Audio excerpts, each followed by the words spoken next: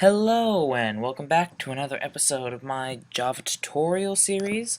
This time, instead of being part of the normal tutorial series, I'm just going to be showing something else which I consider invaluable as a programmer.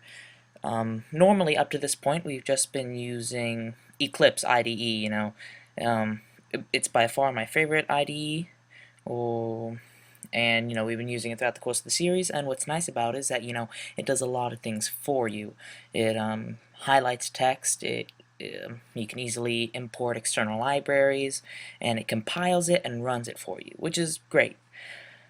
But sometimes you don't always have that convenience, and it's always nice to know how people do it otherwise, or what it was like before IDEs. So what we'll be using now, not throughout the series, but what I'll be showing you what to do now, is using just normal text editors. So on Windows you might use WordPad or Notepad, or another thing you could download on Mac. TextEdit is the default, but what I'm going to use is Sublime Text. Sublime Text is a multi-platform. You can get it on and you can get it on Unix or Windows.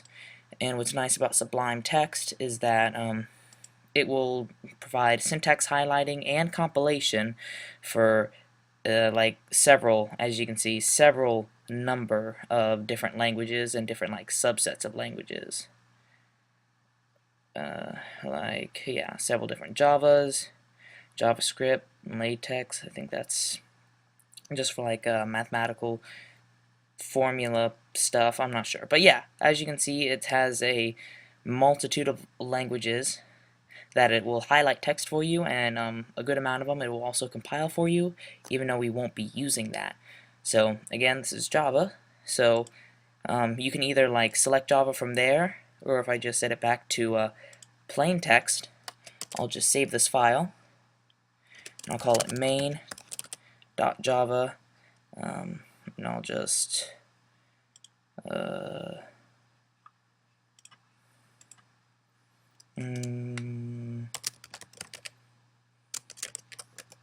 just create a new folder and save it in there. And since it automatically knew by the file extension, it'll now start highlighting syntax for Java. So we would start this out like any other class, public class, main, some brackets, and of course public static void main string array, what am I doing, args. And we can save this. So now you have a Java file. Let's just do something simple. Just a simple hello world. And save it. Now, with Sublime Text, it has a built-in feature, just Command B, or you can go to somewhere up here, Tools, Build. Yeah, it's Command B on Unix, it's probably Control B on Windows. But instead of that, we're going to use how people normally do it. Without IDEs, you would open up your terminal command prompt. It's terminal for Unix systems. It's a command prompt for Windows. You would just change directories to the folder. Let's see what's the easy way to do this. Yeah, you just switch directories to the folder, and then you can do Java, which is the standard command for it. Well, you would do Java C, which is Java compiler, and you would name the file. Right now it's main.java. Note that you do have to add the file extension. So if you just do Java C main.java, it'll compile.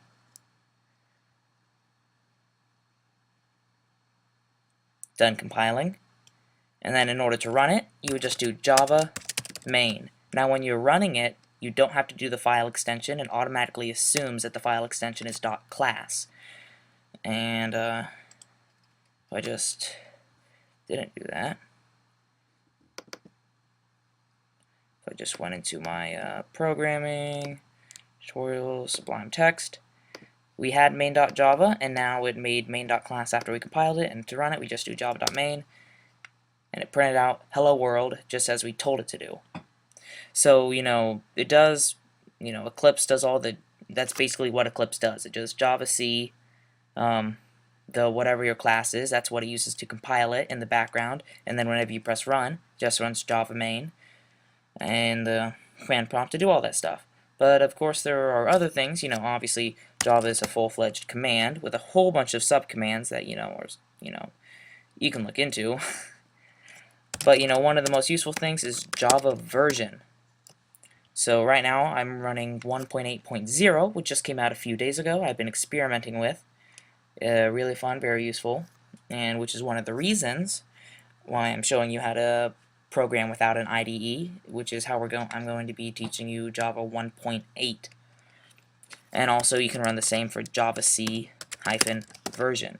Now it's very important when you're developing like this, or in general, that Java version and Java C version are different things, and sometimes they're different. If you download just the Java SE or standard environment, or standard edition, I think it is, then you'll get the new version, but you won't always get Java C. And if you don't have Java C, then you can't compile code. So if you have the Java SE, you can run Java, but you can't compile it unless you get the Java compiler, which comes with JDK, which is the Java Development Kit. So there's lots of other things you can look into. There's such arguments like you can add a class path. So if you were importing external libraries, you can do that by just doing -cp or -class path, and you can add things to your class path, such as jars if you're doing external libraries. You can set the virtual machine argument, so you can set the minimum amount of memory it can use, the maximum amount of memory it can use. So if you're running things like Java servers, it would be important to know, so you can set how much memory it's going to be using on your computer. So so that's how you would use the command prompt or terminal to actually compile it. But what else with developing in text editors such as this is that its advantage over the IDE is that it makes you become a lot more self-conscious about what you do. It will not tell you the errors that you make. So we can just type like lowercase string str equals string. So we can save this, and obviously it's not highlighting any errors, but that's what we call a compilation, a compiler exception. So if we try to compile it again, then it'll show us the error. So it cannot find simple string. So if we just capitalize this, we can just run it again, it'll be perfect, and we can run it. So that really also shows you the difference between Java exceptions, runtime exceptions, and compiler exceptions. So your job as a programmer is that you should have absolutely no compiler exceptions. And if you do, then you need to, stop screwing up. Be a better programmer, essentially. But runtime exceptions and errors are more okay. I mean, as a programmer, obviously, you should strive not to have any errors or exceptions. But with runtime exceptions and errors, it's more okay, since you don't get those when you compile. You get them when you're like testing or debugging your code. So they're more hidden and they're hard to find. But they're less your fault. Like sometimes it's for user error, but most of the time it's your fault because you're the programmer. And this also shows, whenever you like have something like a file equals new file with a string, you have to remember, just like in Eclipse, you have to import things. But in Eclipse you can hover over it, select import. So if we just compile this right now, it would say error because it can't find file. So that means whenever you find something that you need to look up, you actually need to go online. Well, most of the time, unless you remember it, you need to go online, look up Java file, and it'll bring you to Java's documentation of it, and I'll tell you its package. But I work with files a lot, so it's in java.io.file. So we just add that. We can go over here, compile it, and everything will be hunky-dory. So that's most of the problem. So you have to remember, import the classes, watch out for your errors, because if you just try to make something once all the way through and try to compile it, then you'll be quickly overwhelmed by all the errors you have. So when you're programming like this, you want to do a short amount at a time, compile, make sure you didn't screw up, then keep going from there.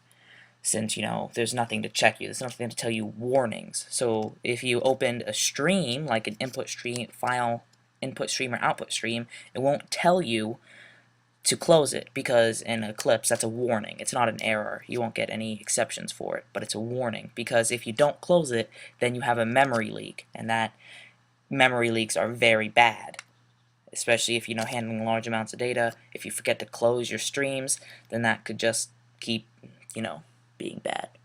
In essence, things can get really bad really fast, and that is not something you want as a programmer, especially if distributing that program. Memory leaks are not nice.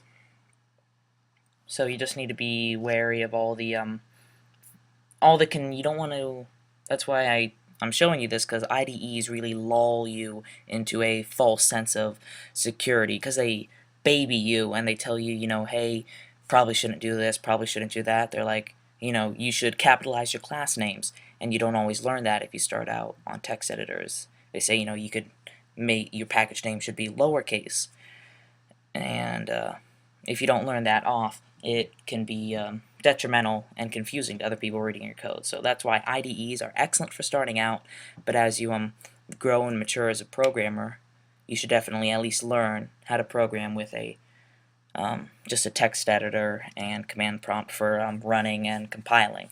This also shows you making terminal-based applications can be a lot more useful, because before you would have to, make whole GUIs just to interact with the user, which is certainly nice, especially if you're making an application for someone or other people. But terminal debugging and input is useful when you're just making something for yourself, or like a class project or something. So that's pretty much everything else is the same. You just gotta remember, watch the really easy errors, everyone makes them, and you'll eventually learn your lesson about those, and you'll stop making those tiny errors that matter. And then you have to import the classes, or else the compiler will yell at you, and no one likes when the compiler yells at them. So this should show you if you're ever to use any other languages. A lot of times you need to have this knowledge, and in Java it's even more useful. So thanks for watching. I hope you learn this. Maybe start programming less with your IDE, slowly get into more text editor running and compilation and programming, and I'll see you next time.